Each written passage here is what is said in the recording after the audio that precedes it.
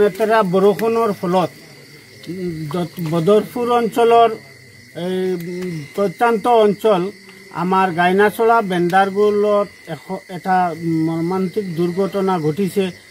ইয়াতে লেণ্ডশ্লাইড হৈছে।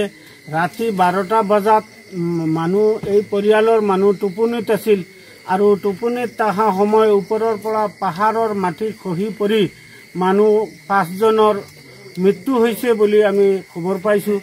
এতিয়া ইয়াতে স্পটত আহিছোঁ, আহি দেখিছোঁ কি আমাৰ SDRF, NDRF আৰু প্ৰশাসনৰ লোক আহি উপস্থিত হৈ এই উদ্ধাৰ কাজ চলাই আছে।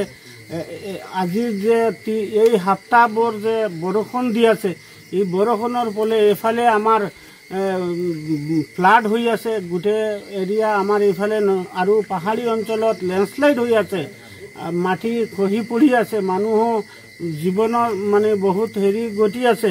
আমাৰ ইয়াত যে আজি যে ঘটনাটো হৈছে ইয়াৰ কাৰণে আমি সকলো ৰাইজৰ মানুহ ইয়াৰ উপস্থিত হৈ আমি দুখ পাইছোঁ যে এই পৰিয়ালটো কেনেকুৱা যে আজি ইয়াত দম গোটাইছে। ইয়াৰ কাৰণে আমি সকলো মানুহ ইয়াতে আজি মানে দুখৰ ছায়া নামি আহিছে। সমাজত আমাৰ এনেকুৱা ঘটনা কেতিয়াও হোৱা নাছিল। এতিয়া যে এই ঘটনাটো হৈছে, এই ঘটনাৰ কাৰণে আমি দুখ পাইছোঁ, আমি বহুত কষ্ট পাইছোঁ। এই পৰিয়ালটোক আমি সহায়